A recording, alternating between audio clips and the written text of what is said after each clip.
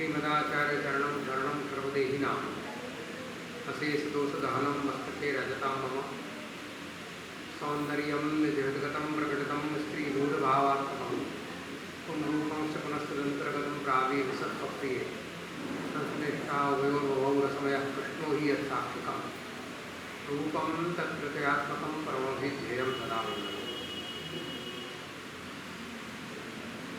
मंच पर स्थित परम भगवती चंदन जी शास्त्री जी, अन्य विद्वजन एवं सत्संगानुरागी भगवत चरणारविंदानुरागी वैष्णव शुद्धाद्वैत जपयज्ञ समिति के इस प्रांगण में अपन लोग वार्षिकोत्सव के उपलक्ष्य में चंदन जी शास्त्री जी के माध्यम से श्रीमद् भागवत का रसास्वादन कर रहे हैं।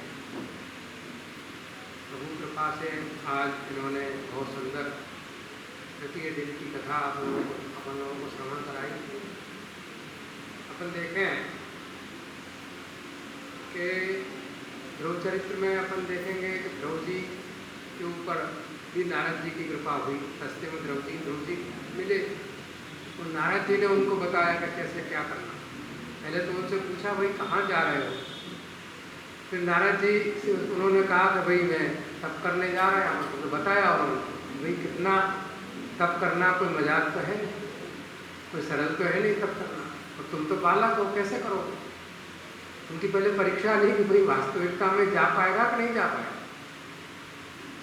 फिर जब उन्होंने देखा कि नहीं तो एक निष्ठ प्रभु को प्राप्त करने के लिए तपस्या करने के लिए जा रहे हैं, तो उन्होंने मंत्र भी दिया, इस मंत्र का जप करो। और जप करने के पश्चात उन्होंने बताया कि कैसे अपन को करना है। अब देखिए कि ध्रुव चरित्र में अपन देखेंगे तो ध्रुव जी ने तपस्या करी, बहुत दिन तक तपस्या करी, अन्न जल का त्याग भी किया, केवल वायु से भी तप किया। इस प्रकार तप करने के पश्चात भगवान का स्वरूप जब नारद जी ने जैसा बताया था वो स्वरूप उनके हृदय में स्थापित हो गया और वो नेत्रों को बंद करके उस स्वरूप का ध्यान करते थे। वो स्वरूप उनके हृदय में स्थापित था। वो स्वरूप दर्शन देने आए। भगवान जब आए दर्शन देने के लिए तब तो तपस्या में लीन थे। भगवान ने पहले उनके उस स्वरूप को पहले तिरोहित किया। जैसे ही तिरोहित हुआ तो छटपटा के उन्होंने नेत्र खोले, कहाँ गए।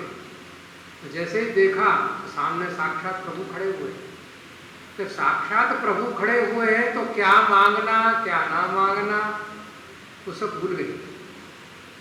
तो साक्षात उनके स्वरूपानंद की अनुभूति उनके नेत्र रूपी जो ये हैं उनसे पान कर रहे थे और इतना उनका पान कर रहे थे कि अपलक उनका दर्शन कर रहे थे। वो क्या मांगना है वो सब भूल गए।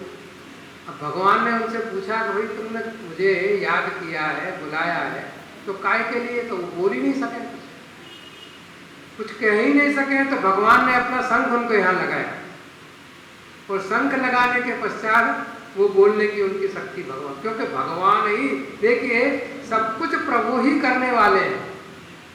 कर्तुम अकर्तुम अन्यथा कर्तुम, जो भी कुछ है वो प्रभु ही करते हैं, वो ही कराते हैं और वो ही सब कुछ है। हर प्रसंग में अपन को यही देखने को मिलता है कि कराने वाले भी वही है, करने वाले भी वही है और उनकी कृपा से ही सब कुछ होता है। रास्ता में नारद जी मिले, वो भी उनकी कृपा से ही मिले, भगवान की कृपा से ही मिले। अन्यथा तो कोई नारद जी का ऐसे आना कोई मतलब ही नहीं था। लेकिन सबके अंत में है ही वो ही है कि नारद जी मिले, वो भी प्रभु कृपा से मिले। उनको मंत्र दिया 16 कौन सा है वो, ओम नमो भगवते वासुदेवाय, वो जो दिया वो भी उन्होंने ही दिया। तो एक देखिए कि गुरु के माध्यम से उनको मंत्र मिला, तो गुरु ने वो प्रदान किया। देखिए कहते हैं, बहुत से लोग कहते हैं कि आवश्यकता क्या है गुरु की।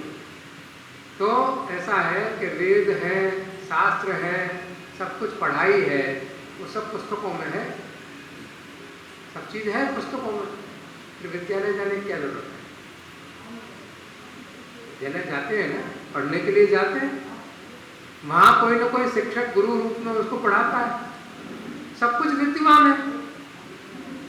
कहते हैं लोग गुरु की क्या आवश्यकता है।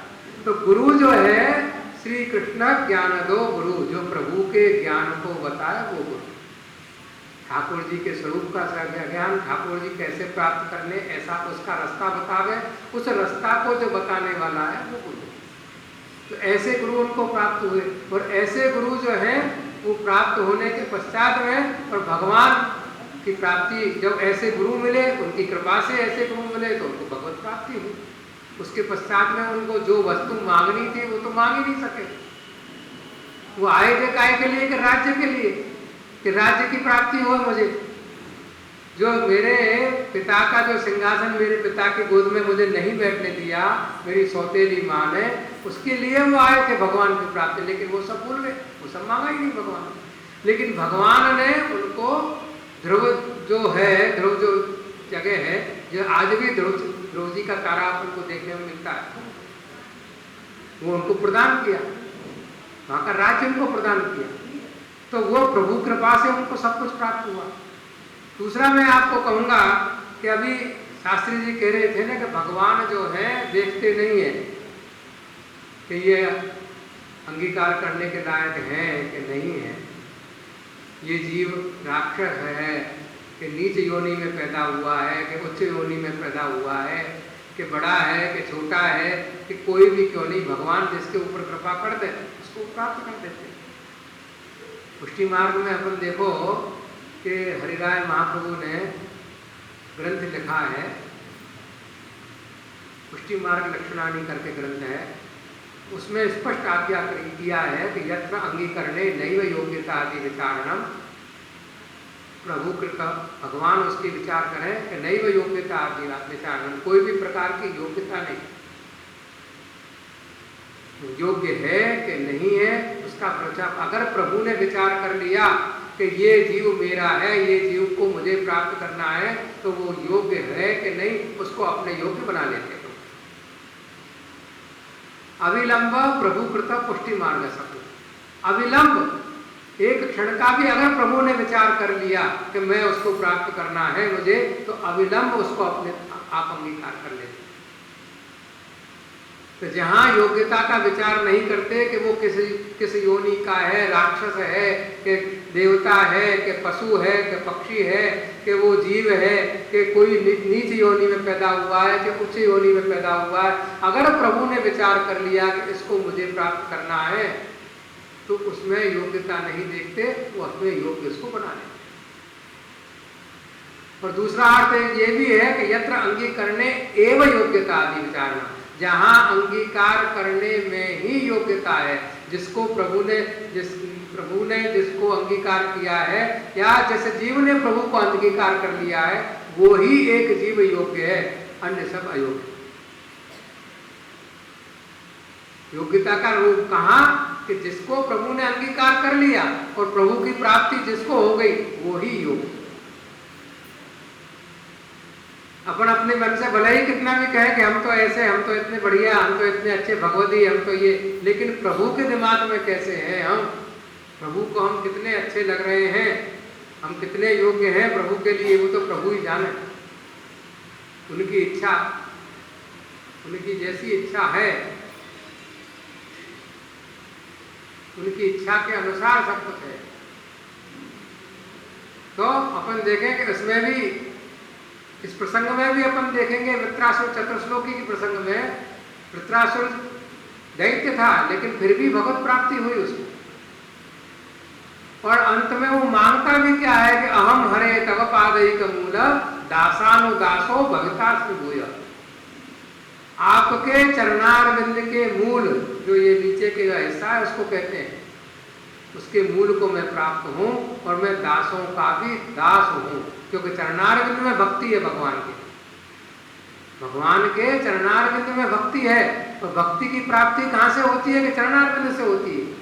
इसीलिए तो कहा जाता है कि आपके चरणारविंद हमारे हृदयारूढ़ हो, प्रभु के चरणारविंद हमारे हृदयारूढ़ हो, इसलिए कहा जाता है कि उनके चरणारविंद हमारे हृदयारूढ़ होंगे तो हमको भक्ति प्राप्त होगी। उनकी चरणारविंद की छत्र छाया में हमको भक्ति प्राप्त होती है। और दासानुदासो, दासों के भी दास हो, दास होना ठीक है लेकिन दासों के दास होना बहुत कठिन है। कोई ठाकुर जी के दास हो सकते हैं, ठीक है, गोस्वामी बालकों के भी दास हो सकते हैं, लेकिन वैष्णवों के दास होना बहुत कठिन है। उसमें ये दिमाग में आ जाता है जैसा ये है ऐसा मैं हूं, समानता आ जाती है ना, जैसा ये है वैष्णव है ऐसा मैं भी वैष्णव हूं। ऐसे वैष्णवों की सेवा, दासों के भी, दासों की जब सेवा करेंगे तब हमारे अंदर से अभिमान की निवृत्ति होगी। अभिमान की निवृत्ति कब होगी कि दासानुदासो भवितास्मि हुए, दासों के भी मैं दास हूं और उनकी मैं सेवा करूं तो किस भगवती की कृपा से भगवत प्राप्ति हो जाए। भगवदीयाः यत्र यत्र गच्छन्ति तत्र तत्र भगवदीयत्वं सम्पादयन्ति। भगवदीय जहां जहां जाते हैं वहां वहां भगवदीयत्व संपादन कर देते हैं। और इसमें भी देखिए कि किस प्रकार का प्रेम, 3 प्रकार का बताया पहले उन्होंने, इसमें 3 प्रकार के प्रेम के विषय में बताया। तो पहला प्रेम कौन सा बताया कि नवजात पक्षी, नवजात जो पक्षी है वो अपनी माँ को बाप को निरंतर जपता रहता है। क्यों? भोजन के लिए। वो लाते हैं, बाहर से भोजन लेकर के आते हैं और उनके मुंह में डालते हैं, वो खाते हैं, तो उनका ध्यान उनके ऊपर निरंतर बना रहता है। लेकिन कब तक? कि जब तक उनको पंख ना हो, तब तक ये बस उनका प्रेम उनसे। और जैसे ही पंख आए ऐसे ही उड़ जाते हैं, उसके बाद उनको ना उनकी याद आती है ना कुछ है। तो ऐसा प्रेम कि नहीं, ये तो स्वार्थी प्रेम है, ऐसा प्रेम तो नहीं। फिर दूसरा कैसा? तो दूसरा कैसा प्रेम कि जैसे गाय के लिए बछड़ा जो है वो तड़पता है, गाय के दुग्ध पान के लिए बछड़ा तड़पता है, उसका निरंतर ध्यान करता है, तो वो भी स्वार्थी है। जब तक वो खाने नहीं लगता, जब तक वो बड़ा नहीं होता, जब तक गाय की दूध के ऊपर ही वो आश्रित है, तब तक उसका याद है, तब तक उसका ध्यान रहता है। और जैसे ही वो स्वयं खाने पीने लग जाता है, बड़ा हो जाता है, उसके बाद उसको ही भूल जाता है। फिर तीसरा कौन सा बताया कि प्रियम प्रिय, प्रियतमा अपने प्रियतम को जैसा प्रेम करती है। अब देखो प्रियतमा प्रियतम का प्रेम भी आजकल तो क्या कहूँ, स्वार्थी प्रेम है वो, किस स्वार्थ का प्रेम है। आजकल तो तुरंत कहने लग जाते हैं कि हमने तेरे लिए इतना किया, तू मेरे लिए क्या कर, है ना, इतना मैं तुम्हारे लिए सवेरे से करती हूँ या करता हूँ, दोनों के विषय में हो, एक जने की तरफ में नहीं बोल रहे। दोनों की ऐसी परिस्थिति है कि मैंने गिनाने लगते हैं, मैंने ये किया, मैंने ये किया, मैंने ये किया, मैंने ये किया, तुम्हारे लिए मैं ये कर रहा हूँ, ये कर रहा हूँ, सुबह से गिनाना चालू कर देते हैं दोनों हैं। लेकिन प्रेम में तो केवल दिया जाता है, लेने की तो तुम मुझे क्या दिए, ये ध्यान जहां हो वो तो व्यापार हो गया, वो प्रेम नहीं। व्यापार में ऐसा होता है कि मैं 1 रुपया लगाऊं तो मुझे सामने से 2 रुपया, 5 रुपया या 8 आना ही मिले, अधिक 1 का 1.5 मिले, 1 रुपया 10 पैसा मिले, वो व्यापार में है, प्रेम में तो नहीं। प्रेम में तो ऐसा नहीं, प्रेम में तो दिया ही जाता है, लिया नहीं जाता। तो ऐसा प्रेम, निस्वार्थ प्रेम, जिसमें जैसा जो प्रेम है कि जिसमें निस्वार्थ भाव से प्रेम में केवल देने की ही भावना, लेने की भावना नहीं, दोनों तरफ से वो प्रेम हो आपस में, ऐसा प्रियम प्रिय हो। ऐसे प्रीतम प्रियतमा और प्रीतम का जो प्रेम है, ऐसा निस्वार्थ भाव का प्रेम है। और ऐसा प्रेम देखिए, आजकल अब कहते हैं कि प्रेम नहीं हुआ तो कैसे शादी करें, नई नई बातें अब आजकल। पहले जमाने में कोई देखते थे क्या? बगैर देखे शादी हो जाती थी, प्रेम होता था कि नहीं? आज से अच्छा होता था प्रेम, आज से ज्यादा प्रेम होता था और अच्छा प्रेम होता था, जिंदगी निकल जाती थी। अब आजकल की तो परिस्थिति आप मुझसे ज्यादा जानते हैं, प्रेम करके प्रेम विवाह करने वालों की भी परिस्थिति आप ज्यादा जानते हैं, क्या स्थिति है। ऐसे ही आचार्य चरण ने क्या कहा है कि सेवा करो, सेवा करोगे तो प्रेम हो जाएगा धीरे धीरे धीरे धीरे। आचार्य चरण की आज्ञा क्या है? प्रेम करो नहीं कहा था आचार्य, सेवा करो कहा। सेवा करोगे तो धीरे धीरे धीरे धीरे उनकी कृपा से उनसे प्रेम हो जाए। तो प्रेम भी उनकी कृपा से होता है, अन्यथा अपना जो प्रेम है वो तो स्वार्थी प्रेम है, निस्वार्थ प्रेम अपना है ही नहीं। और ये जो बात है स्वार्थी, वो तो अपने अंदर जन्म सिद्ध है। ये अपना दोस्त समझ लीजिए या जो भी समझ लीजिए, वो सबके अंदर विद्यमान है वो। तो उसमें उसका किसी का वो है ही नहीं, तो है ही ऐसा स्वभाव ही है अपना इस प्रकार। निस्वार्थ प्रेम अपन करते ही नहीं है। जहाँ स्वार्थ अपना है वहाँ अपन पूछेंगे, जहाँ स्वार्थ नहीं है वहाँ बगल में ही कुछ हो रहा होगा, अपन उसे बात तक नहीं करने जाएंगे। निस्वार्थ नहीं है अपन। अपने घर में भी, अपने बच्चों से भी अपना स्वार्थी प्रेम है। छोटा बच्चा है उससे बहुत प्रेम है, बड़ा हो जाए कमा कर नहीं लाए फिर देखिए कैसा प्रेम होता है। बच्चा तो वही। तो स्वार्थवश अपन प्रेम करते हैं, और निस्वार्थ प्रेम भी अपन को भगवत कृपा से ही प्राप्त होता है। अपन देखेंगे अभी प्रमाण लीलाओं में भगवान ने अपनी प्रमाण लीलाओं के माध्यम से इन जो ब्रजभक्त ब्रज सीमंतनिया वो तो साक्षात थी, श्रुति रूपा और ऋषि रूपा, कुमारिकाएं इत्यादि, और उनके जो ये जो बाल थे वो भी उनके वेदों के जो मंत्र हैं वही है, साक्षात उनका ही स्वरूप है। उनके अंदर से वैसे भी काम क्रोध लोभ मोह मद मत्सर इत्यादि की निवृत्ति भगवान ने करी। भगवान ने उनके अंदर से प्रेम आसक्ति और व्यसन की स्थापना की। तो हमारी तुम्हारी तो बात ही कहाँ। प्रभु के कृपा से उनके अंदर प्राप्त हुई, जब तक वो साक्षात थे, जबकि वो उनका ही स्वरूप था, उनके ही लीला के सब परिकर थे, तब भी उनके ऊपर कृपा भगवान ने की और भगवान की कृपा से उनको प्राप्त हुआ। पोषणम तद अनुग्रहम कहे ना, पुष्टि मार्ग जो है अनुग्रह मार्ग है, पुष्टि मार्ग जो है पोषण का मार्ग है, अनुग्रह मार्ग है। अनुग्रह पुष्टि मार्ग नियामक की स्थिति। पुष्टि मार्ग में जो है वो क्या है? अनुग्रह है। भगवत अनुग्रह से ही सब कुछ है। आज अपन भगवत अनुग्रह के कारण ही जितनी देर भगवत नाम भगवत गुणगान श्रीमद् भागवत का श्रवण कर रहे हैं, वो भी उनकी ही अनुग्रह है, उनकी ही कृपा है। अन्यथा कोई ना कोई ऐसा विघ्न आ जाता है कि हमको छोड़ के जाना पड़ता है या नहीं आ सकते। जो भी कुछ श्रवण करते हैं, जो भी कुछ अपन को ध्यान आता है या भगवत गुणगान कर पाते हैं, वो साक्षात उनकी ही कृपा का फल है। भरत चरित्र के विषय में भी आप देख लीजिए कि भरत जी गए थे कहाँ के वन में, तपस्या करने के लिए गए। अब वहां वो हिरणी का बच्चा को बचाना ये ठीक है, अच्छा है, करना चाहिए। मैंने ये नहीं कहता कि नहीं करना चाहिए, भाई प्राण की रक्षा करना, प्राण बचाना अच्छी बात है और करनी चाहिए। जीव मात्र के ऊपर अपन को इस प्रकार की भावना रखनी चाहिए, लेकिन उसमें इतने आसक्त नहीं हो जाने चाहिए। उसका दुस्संग लगा उनको, देखिए इतने आसक्त हो गए कि भगवत नाम वगैरह सब छूट गया, उसी में लग गए। अंत समय में फिर उसी का ध्यान रहा, तो फिर अंत मता सुगता, फिर उनको हिरण का प्राप्त हुआ। लेकिन भगवत नाम जो उन्होंने लिया था, वो भगवत नाम कभी भी अपना व्यर्थ नहीं जाता, ये समझ लीजिएगा। इन सब वार्ताओं से, इन सबों से अपन को ये सीखने को मिलता है कि जो भी भगवत नाम लिया है वो अपन को कभी भी व्यर्थ नहीं जाएगा। उसका रिएक्शन कभी नहीं होगा, एक्शन ही होगा, रिएक्शन कभी नहीं होगा, ये समझ लीजिएगा। पुराना भगवत नाम लिया हुआ भी उनका वो काम आ गया, और फिर तीसरे जन्म में भी उनको वो काम आया।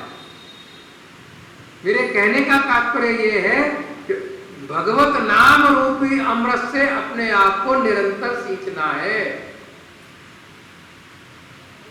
40 दिन का जो बालक होता है, उस 40 दिन के बालक को ही भाई वैष्णव लोग गोस्वामी बालक के पास में ला करके उसको नाम श्रवण कराते हैं। अब वो 40 दिन के बालक को तो कुछ समझ में है नहीं, लेकिन उसी वक्त उसको वैष्णव बनाते हैं, और उसके पश्चात उसको भगवत नाम रूपी अमृत का श्रवण कराना चाहिए। प्रतिदिन माँ बाप का ये कर्तव्य है कि प्रतिदिन उसको अष्टाक्षर का श्रवण कराएं। ये उनका कर्तव्य है। अब ये सब छूट गया। इतनी सब समस्याएं जो खड़ी हो रही हैं, वो कारण ये है कि हमारे पास भी ब्रह्म संबंध लेने के पश्चात कोई आते नहीं है।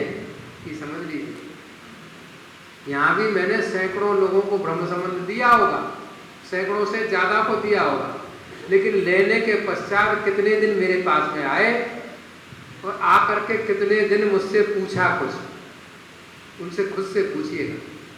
जो भी हो, यहाँ पे भी बहुत से होंगे, उनसे मेरा ये प्रश्न है कि कितने दिन आए और कितने दिन आकर के मुझसे पूछा कि कैसे सेवा करनी, कैसे स्मरण करना। किसी ने पूछा?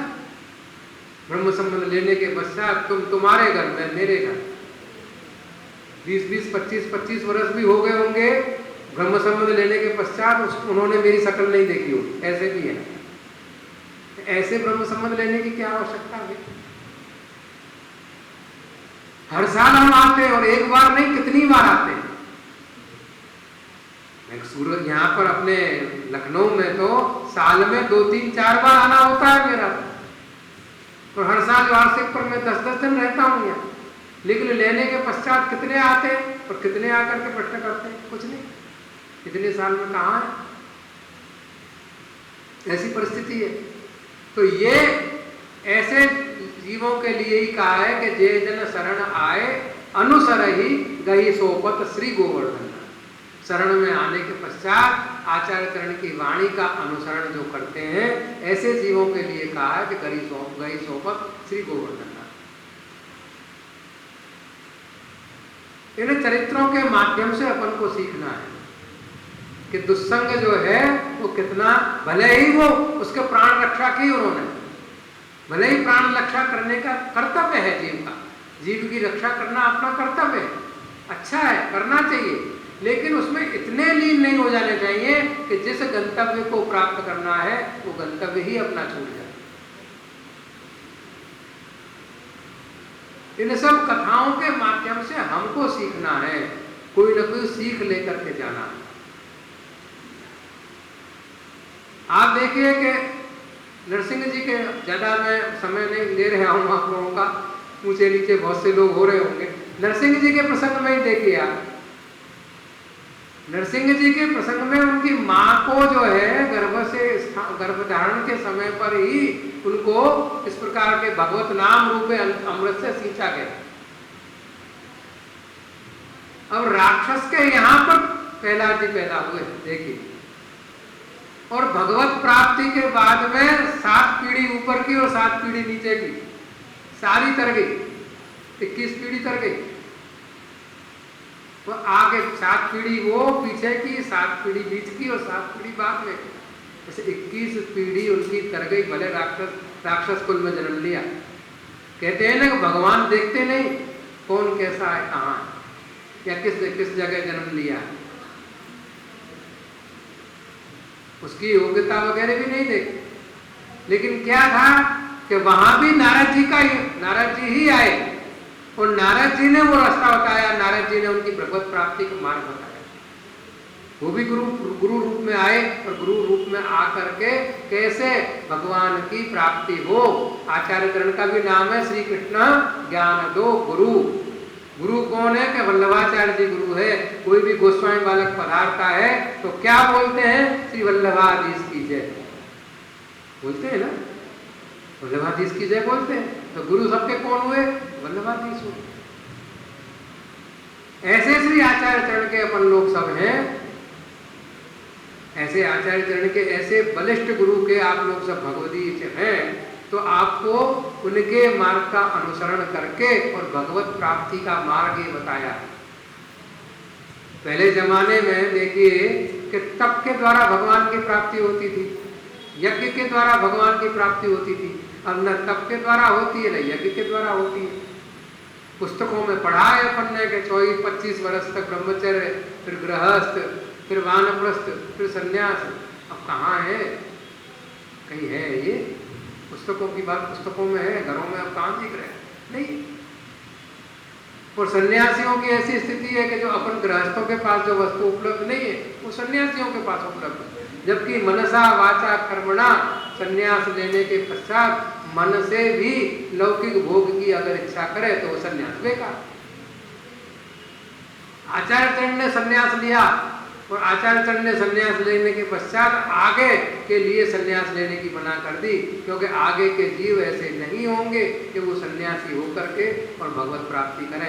इसलिए उसने उन्होंने आज्ञा क्या की, पहले तो आज्ञा की गृहम सर्वात्मना त्याग, फिर कहा त्यक्ते शक्यम अशक्यते कृष्णार्थम तत्प्रियोजीता कृष्णो अनर्थ से मोचना।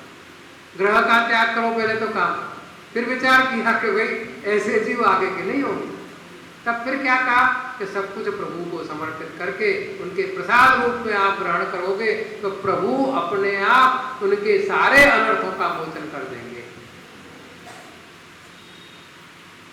तो ऐसा जो लौकिक जो जीव है, ऐसा गृहस्थ जो जीव है कि प्रभु को समर्पित करके उनके प्रसाद रूप में सब कुछ ग्रहण करता है, ऐसा जो भगवदीय है, ऐसा जो वैष्णव है, ऐसा गृहस्थ वैष्णव जो है वो उस सन्यासी से अच्छा है जो सन्यास में रहने के पश्चात भी लौकिक भोग की इच्छा रखता है, उससे वो गृहस्थ ज्यादा अच्छा। और इसीलिए आचार्य चरण ने ये बताया, ये मार्ग जो है ये इसीलिए बनाया।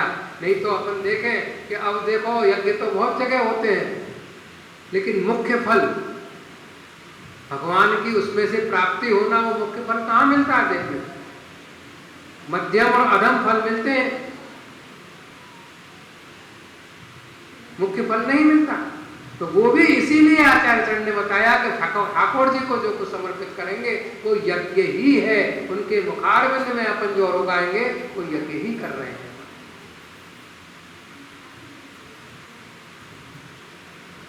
और अपन देखो कि अपना अन्नकूट अपन के घर में करते हैं, उसमें आप अन्नकूट के पदों में वर्णन आता है यज्ञ पुरुष है वो साक्षात, वो अपन जो घर में यज्ञ वो करते हैं अन्नकूट, वो साक्षात यज्ञ का ही स्वरूप है। और भगवान को जो भी अरोगा रहे हैं वो सब यज्ञ का ही, क्योंकि आजकल कोई भी यज्ञ अपने वो सफल, वो भगवत प्राप्ति का जो फल है वो प्राप्त नहीं कर सकते। इसीलिए ये मार्ग बनाया आचार्य ने कि इसके माध्यम से अपन को भगवत प्राप्ति में, भगवत स्वरूपानंद की अनुभूति में अपन को अपन आगे बढ़ सके। अब आगे के प्रसंग में अपन और भी कहेंगे, आगे अपन चर्चा करेंगे। आप लोगों को विलंब होती है, अधिक समय नहीं लेकर के मैं यही कहूँगा कि इस प्रकार शास्त्री जी बहुत सुंदर कथा का श्रवण करा रहे हैं, आप लोग को श्रवण कराने में तो अच्छे सरल भाषा में करा रहे हैं। सबसे बड़ी बात यह है कि पल्ले पढ़ने चाहिए। ज़्यादा विद्वत्तापूर्ण मैं भाषण कर दूं, एक भी शब्द पल्ले पढ़े नहीं, वो क्या काम। शास्त्री जी भी बहुत एकदम आप लोगों की अपन की भाषा में सुना रहे हैं आपको, तो आपके पल्ले पड़ रही होगी, उनके माध्यम से उसका शिक्षा ग्रहण करके उस जीवन, अपने जीवन को कृतार्थ करें, अपने जीवन में वो उस वस्तु उतारें। इतनी प्रभु से विनती करते हैं, इतना विनती करके उनके चरणारविंद में अपने इस अनुभव को समर्पित करें।